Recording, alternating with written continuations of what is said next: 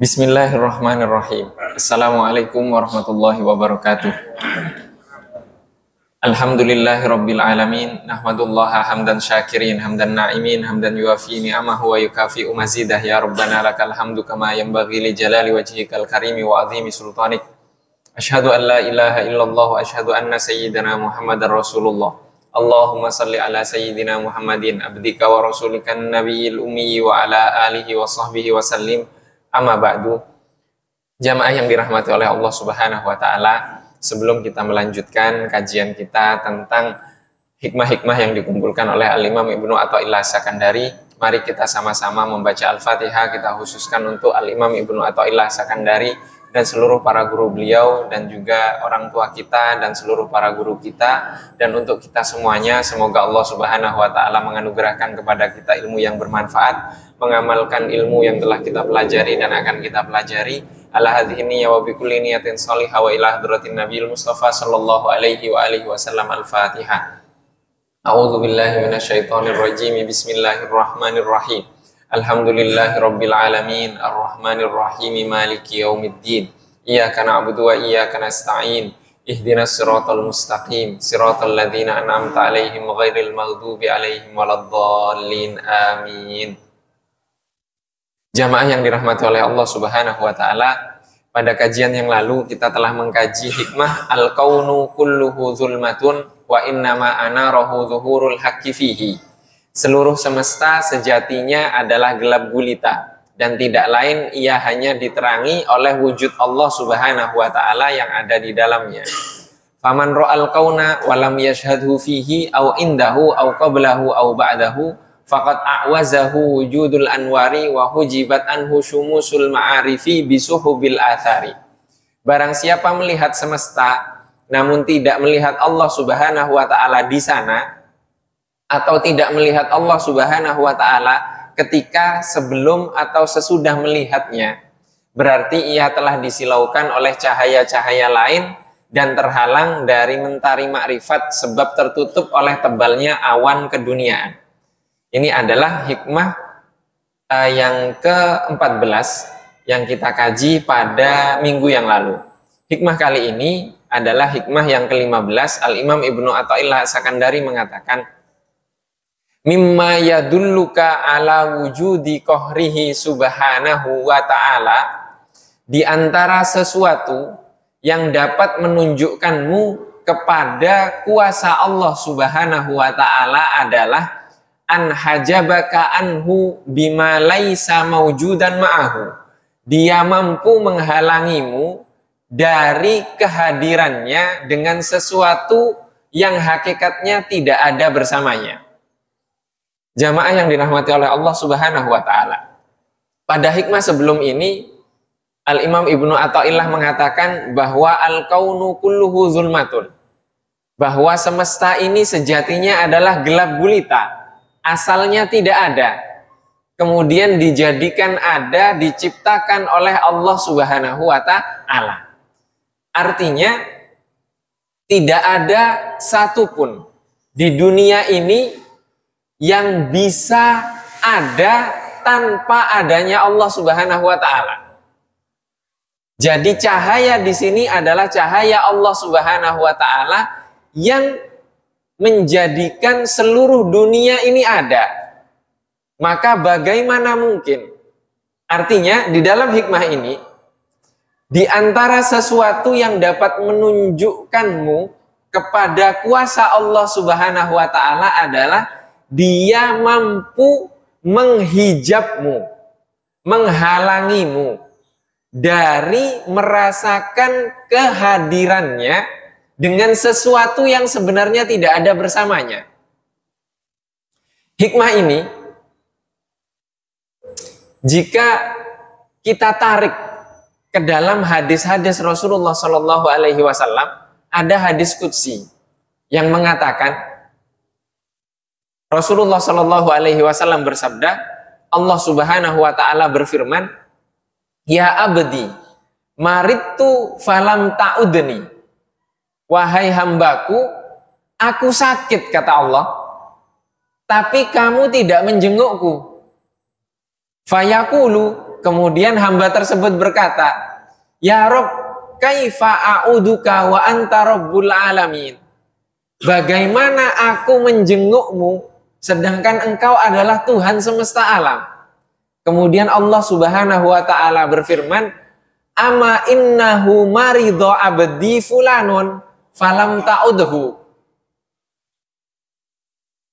Sesungguhnya telah sakit seorang hambaku bernama Fulan, tapi kamu tidak menjenguknya. Ini apa maksudnya? Menjenguk hamba Allah yang sakit artinya menjenguk Allah. Jadi adanya hamba yang sakit, kemudian ada hamba Allah lain menjenguk hamba yang sakit ini, artinya dia sudah menjenguk Allah. Ada Allah Subhanahu wa ta'ala bersama orang yang sakit.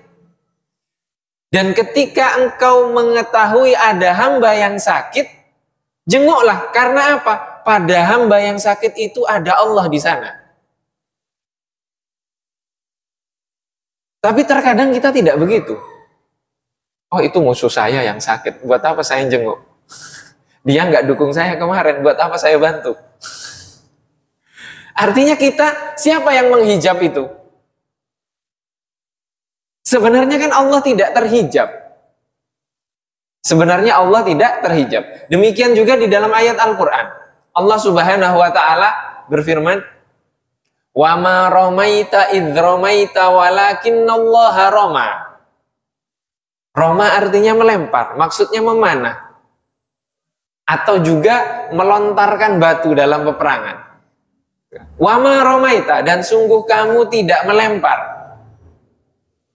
Idromaita, ketika kamu melempar, walakinnallaha roma, sebenarnya Allah yang melempar. Jadi ketika kita seorang hamba itu berjihad di jalan Allah Subhanahu wa ta'ala, sebagaimana di perang Badar, sebagaimana di perang Uhud, sebagaimana di perang Marisi, sebagaimana di perang Khandaq, itu sebenarnya ketika mereka menyerang, yang menyerang itu bukan mereka, tapi Allah Subhanahu wa ta'ala. Jadi ada Allah di sana. Ada Allah di sana. Dan Allah Subhanahu wa ta'ala juga berfirman, Fa'ainama tuwallu fathamma wajhullah. Dan kemanapun kamu menghadap, kamu akan menghadap kepada Allah Subhanahu wa ta'ala. Wa huwa ma'akum ainama kuntum. Dan dia bersama kalian dimanapun kalian berada. Artinya Allah itu ada. Dan salah satu tanda dari kuasa Allah Subhanahu wa ta'ala adalah Allah menghijab kalian dengan sesuatu yang sebenarnya tidak ada. Apa maksudnya? Maksud dari hikmah ini adalah untuk orang-orang apa? Kira-kira yang menghijab kita dari Allah Subhanahu wa ta'ala apa? Maksiat.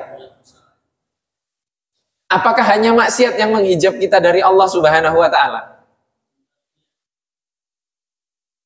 Ternyata yang menghijab dari Allah Subhanahu wa ta'ala hanya ada satu hal. Takabur dan ingkar. Ketakaburan. Ketika orang melakukan maksiat, kemudian Allah Subhanahu wa ta'ala menunjukkan kekuasaannya, akhirnya dia tunduk, mengakui kesalahannya, taubat. Apa yang terjadi? Barang siapa yang bertobat, kamala dzambalahu, sebagaimana dia tidak pernah memiliki kesalahan. Ketika taubatnya sudah diterima oleh Allah Subhanahu wa ta'ala. Artinya apakah maksiat yang menutup? Bukan. Yang menutup adalah ketakaburan dan keingkaran. Contoh ingkar dan contoh takabur. Ini bulan Rabiul Awal. Nabi Muhammad Shallallahu Alaihi Wasallam dilahirkan di hari Senin tanggal 12 Rabiul Awal tahun gajah. Tahun gajah ini diabadikan oleh Allah Subhanahu Wa Taala di dalam surat Al-Fil. Alam taro kaifa fa'ala rabbuka bi ashabil fil. Tidakkah kamu melihat bagaimana Tuhanmu memperlakukan tentara gajah, pasukan gajah? Di sini tidak dijelaskan. Dijelaskannya nanti dilempar oleh burung ababil dengan batu dari sijil, dari neraka sijil. Kejadian ini kapan? Setelah Nabi Muhammad lahir atau sebelum Nabi Muhammad lahir? Sebelum Nabi Muhammad lahir. Beberapa bulan sebelum Nabi Muhammad lahir. Artinya kejadian ini disaksikan oleh Abu Jahal, Abu Lahab, disaksikan oleh ayah Rasulullah, kakek Rasulullah, yaitu Abdul Muthalib, karena beliau yang memimpin ketika itu. Jadi pasukan gajah dihancurkan itu disaksikan oleh Quraisy. Ketika Quraisy menyaksikan itu, ada yang berani menyerang Quraisy setelah itu.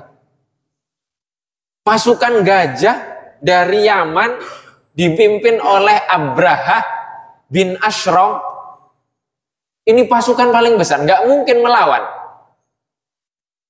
Akhirnya Abdul Muthalib, kakek Rasulullah, memerintahkan seluruh Quraisy, masyarakat Makkah ketika itu, naik ke gunung. Sudah kita pasrahkan rumah Allah ini kepada pemiliknya, yaitu Allah Subhanahu Wa Taala. Menyeranglah Abraha itu, kemudian dihancurkan dengan burung ababil. Disaksikan. Siapa yang menyaksikan? Quraisy. Setelah itu, Tuhan yang sama, Tuhan yang mengutus burung ababil itu, mengutus seseorang yang namanya Muhammad dari golongan mereka. Kemudian mereka mengingkari. Allah kemudian menurunkan surat Al-Fil. Apa mereka mengingkari kebenaran surat Al-Fil? Tidak mungkin. Mereka menyaksikan kejadian itu, mustahil mereka mengingkari itu. Tapi kenapa kok masih tidak beriman kepada Rasulullah Shallallahu Alaihi Wasallam? Pertama, karena sombong. Kedua, ingkar kepada kebenaran. Dan itu juga yang terjadi kepada siapa? Kepada orang-orang Yahudi yang berada di Madinah. Mereka tahu Nabi Muhammad itu benar, sebagaimana tertulis di Injil dan di Taurat. Tapi mereka mengingkari. Kenapa mengingkari? Karena bukan dari golongan mereka, bukan dari leluhur mereka, bukan dari nasab mereka. Mereka merasa merekalah yang berhak atas kenabian itu.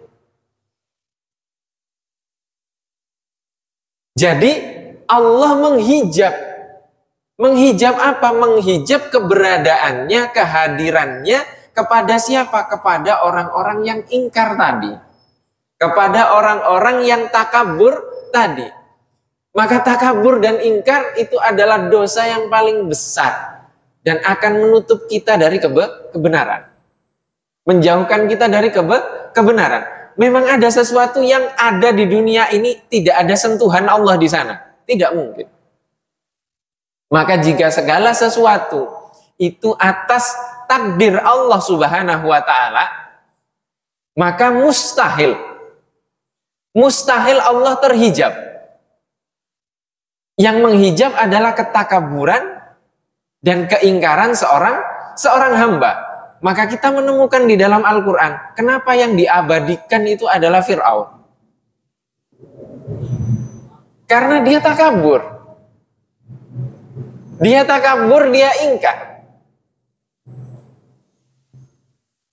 Bagaimana kaum Ad, kaum Samud,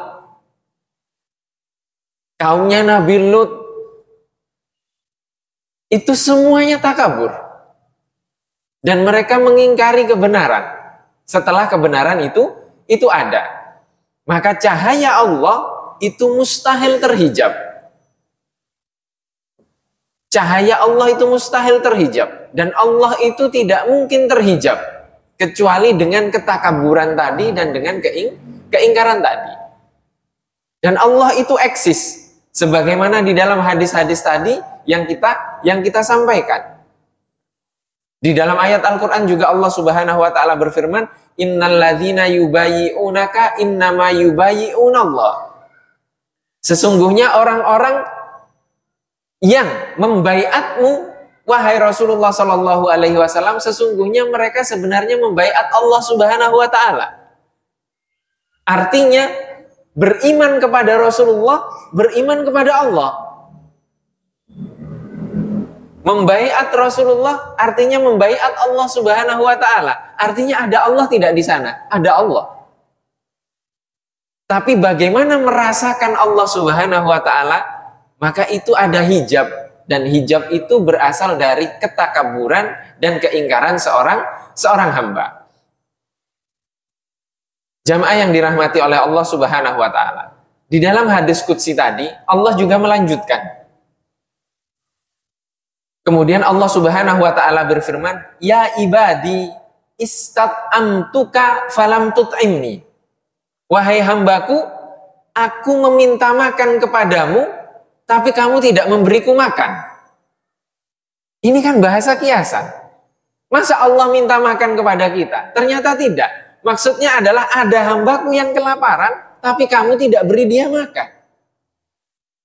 Artinya memberi seorang hamba yang kelaparan butuh makan, kita sudah memberikan makan kepada Allah Subhanahu Wa Taala. Maksudnya apa? Kita menghamba kepada Allah Subhanahu Wa Taala. Kita sudah menyaksikan Allah Subhanahu Wa Taala. Kita mengakui eksistensi Allah Subhanahu Wa Taala. Summa yaqulu istasqaituka falam tusqini. Aku kehausan, tapi engkau tidak memberiku minum. Ada hambanya yang haus, tapi kita tidak memberinya minum. Ini bukti bahwa Allah ini eksis. Allah itu ada. Allah itu ada. Tapi kemudian kita saja yang kemudian tidak terhijab dari Allah Subhanahu Wa Ta'ala.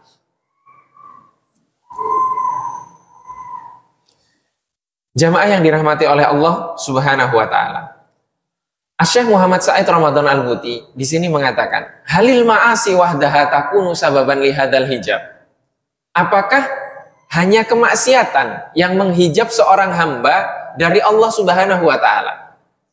Syekh Muhammad Said Ramadan Al-Buti mengatakan, sesungguhnya kemaksiatan saja, meskipun itu banyak, itu belum tentu akan melahirkan kemarahan Allah Subhanahu Wa Ta'ala kepada hamba pelaku kemaksiatan tersebut. Kenapa demikian? Karena Allah Subhanahu Wa Ta'ala masih membukakan pintu tobat. Wattaibu minadz-dzambi kama la dzanba lahu.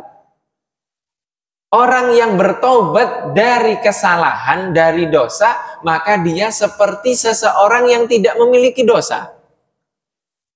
Artinya kemaksiatan saja Allah masih membukakan pintu. Pintu apa? Pintu taubat.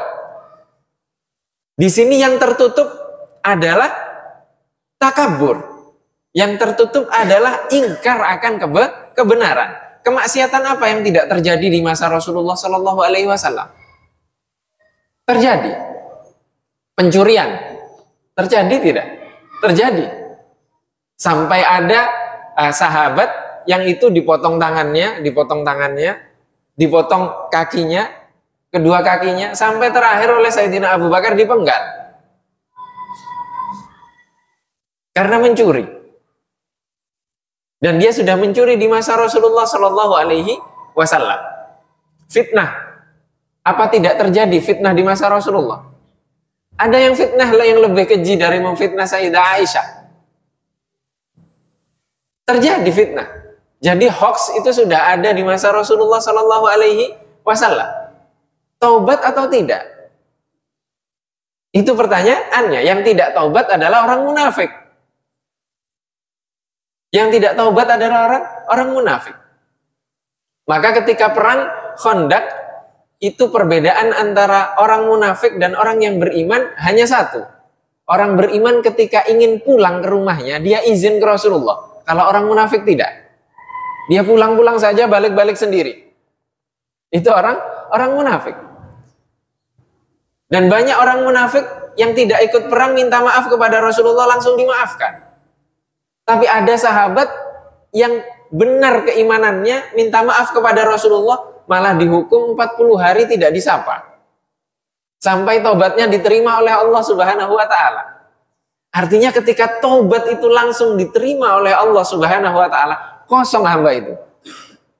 Artinya kemaksiatan saja tidak. Kemaksiatan saja itu tidak. Karena apa? Karena masih ada pintu taubat. Sahabat yang melakukan perzinahan ada, dirajam oleh Rasulullah. Setelah itu apa kata Rasulullah? Seandainya taubatnya dibagikan kepada seluruh penghuni langit dan penghuni bumi, cukup itu.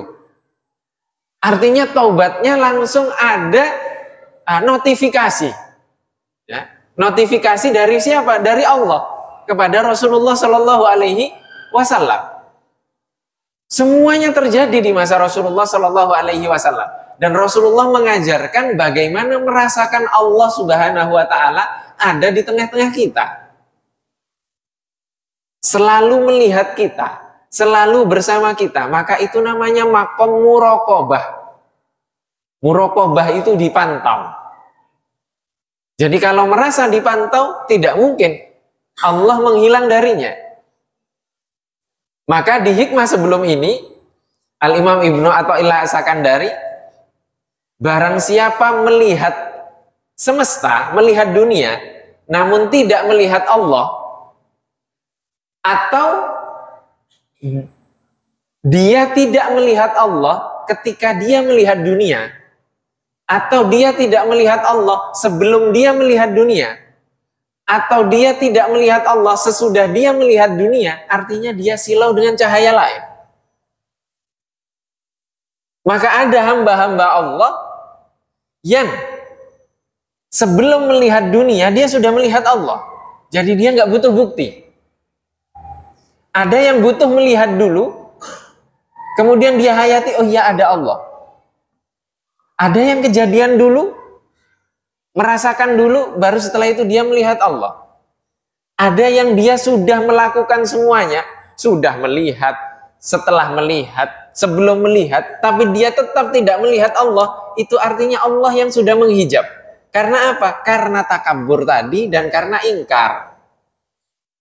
Maka ketakaburan dan keingkaran tersebutlah yang menutup. Kira-kira iblis itu kesalahan yang paling yang besar apa? Ingkar saja kan? Ingkar dan takabur. Allah memerintahkan sujud. Sujud apa? Sujud penghormatan. Kepada siapa? Kepada Nabi Adam yang diciptakan oleh Allah Subhanahu wa taala. Tapi apa yang dilakukan oleh iblis? Iblis mengatakan, ana khairun minhu. Aku lebih baik dari dia.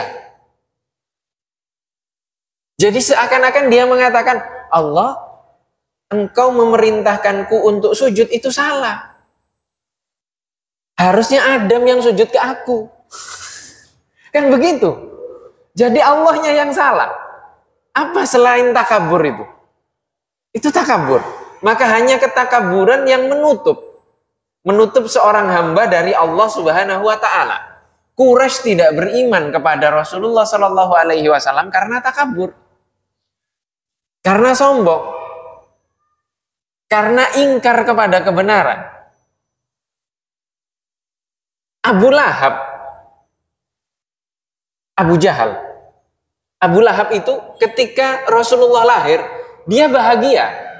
Sehingga budaknya itu dibebaskan. Dan budaknya itu yang menyusui Rasulullah nanti.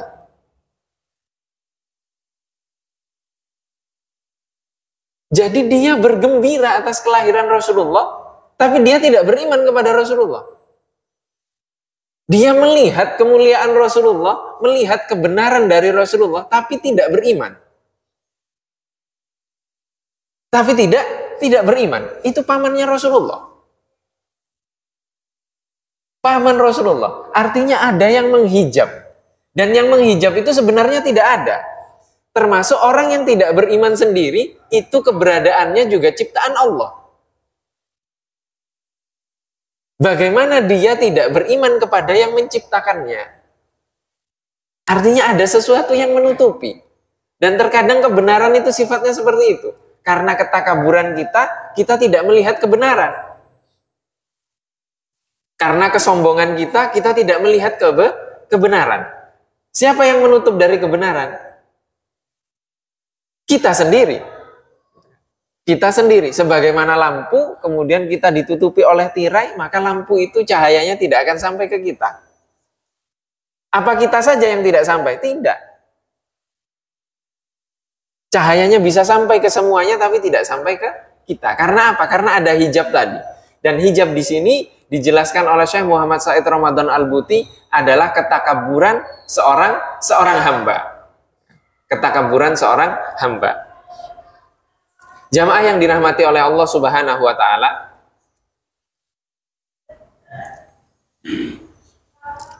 Allah Subhanahu wa taala berfirman, "Fa innaha la ta'mal absaru walakin ta'mal qulubul lati fis sudur." Sesungguhnya yang buta itu bukan mata kepala, akan tetapi mata hati yang berada di dalam dada. Maka cahaya yang kita maksud di sini itu bukan cahaya yang zahir yang bisa menampakkan kita bisa melihat, bukan itu. Tapi cahaya yang ada di hati. Dan cahaya yang di hati ini itu tertutup oleh ketakaburan dan keingkaran atas kebenaran. Dan ada tidak sesuatu yang menutupi, tapi sebenarnya tidak ada sesuatu di sana. Ada. Contoh konkretnya itu buta warna. Buta warna itu memang ada yang menutupi mata kita, kemudian warnanya itu jadi gelap semuanya. Tidak. Itu tidak ada apa-apa. Di mata kita tidak ada apa-apa. Tidak ada yang menghalangi, tidak ada yang apa. Tapi kemudian warnanya bisa satu. Tidak ada warna-warni. Itu bukti bahwa apa? Bahwa hijab itu ada. Sebenarnya tidak ada sesuatu, tapi yang menghijab adalah diri kita sendiri.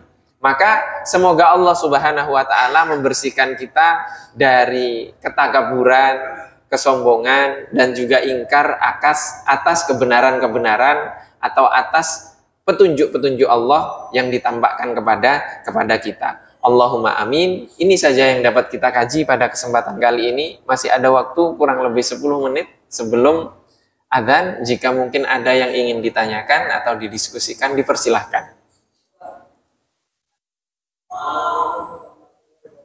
Waalaikumsalam warahmatullahi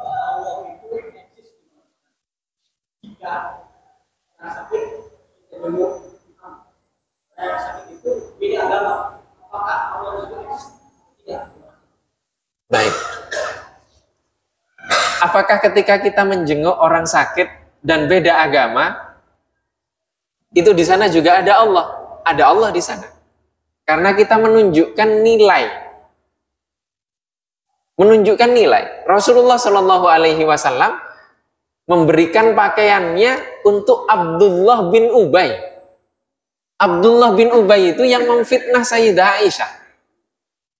Abdullah bin Ubay itu manusia di balik layar dari fitnah-fitnah yang menyebar di kalangan para sahabat. Dan ketika dia mati, Rasulullah masih memberikan pakaiannya untuk dijadikan kain kafan. Padahal Rasulullah tahu siapa Abdullah bin Ubay ini. Jadi itu nilai yang dicontohkan oleh Rasulullah. Artinya menjenguk siapapun yang sakit. Baik itu seagama dengan kita atau tidak seagama dengan kita. Artinya kita sudah melaksanakan perintah Allah Subhanahu wa taala dan kita yakin bahwa di sana ada Allah. Dan ketika ada Allah di sana, mungkin nggak doa kita tidak mustajab. Tidak mungkin. Pasti mustajab. Pasti mustajab. Bagaimana Sayyidina Abu Bakar di dalam goa bersama Rasulullah, di dalam goa Thur. Sayyidina Abu Bakar mengkhawatirkan keselamatan Rasulullah. Kemudian langsung ayat turun bahwa mengatakan bagaimana dengan dua orang laki-laki yang ketiganya adalah Allah. Artinya ada Allah di sana karena sedang dalam proses hijrah dan berjuang. Jadi segala sesuatu yang dicontohkan oleh Rasulullah itu di sana ada Allah. Dan tidak ada di dunia ini yang tidak ada Allah di sana. Maksudnya tidak ada Allah bukan berarti oh Allah ada di situ gitu, bukan. Tapi tidak luput dari pandangan Allah Subhanahu wa Ta'ala. Tidak luput dari penglihatan Allah Subhanahu wa Ta'ala. Dan ketika kita berbuat baik, masa Allah tidak membalas kebaikan? Tidak mungkin. Tidak mungkin itu. Allah Maha Baik. Maka kita menjenguk orang sakit yang non-muslim, di sana juga ada Allah Subhanahu wa Ta'ala. Wallahu wa rasuluhu a'lam. Ada yang lain?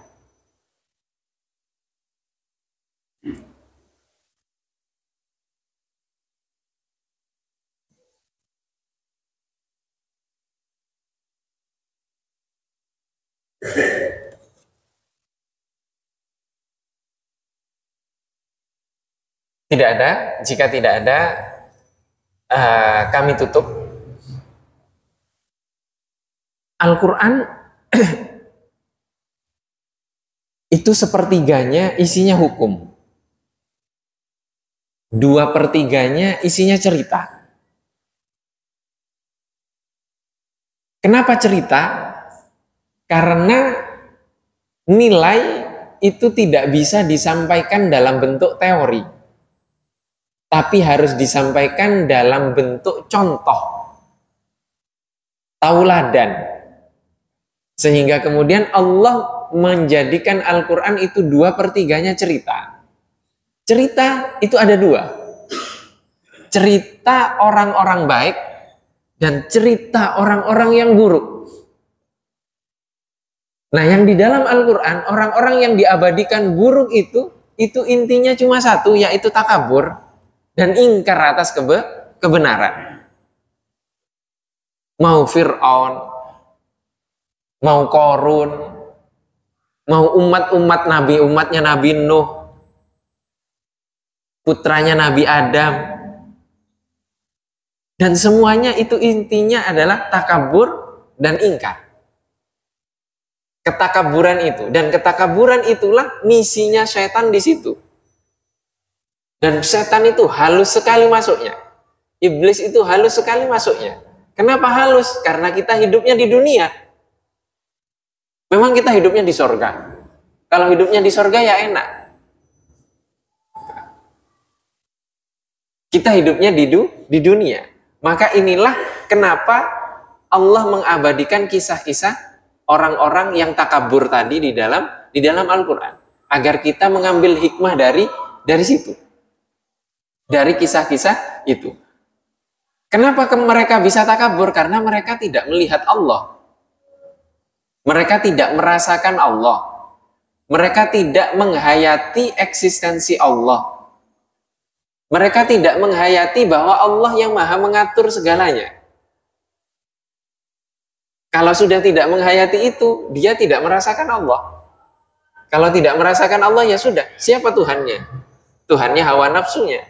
Atau Tuhannya adalah dirinya sendiri. Sehingga kemudian Allah tidak menghijab, tapi dirinya sendiri yang menghijab. Menghijab, menutupi, menghalangi dirinya dari petunjuk Allah Subhanahu wa Ta'ala. Dan semoga Allah Subhanahu wa Ta'ala menghilangkan dari diri kita semuanya dan keluarga-keluarga kita, orang-orang yang kita cintai, ketakaburan, kesombongan, dan ingkar akan kebenaran. Dan semoga Allah Subhanahu wa Ta'ala menunjukkan kebenaran bagi kita dan memberikan kemampuan kepada kita untuk mengikuti kebenaran tersebut dan istiqomah berjalan di atas kebenaran tersebut. Allahumma amin.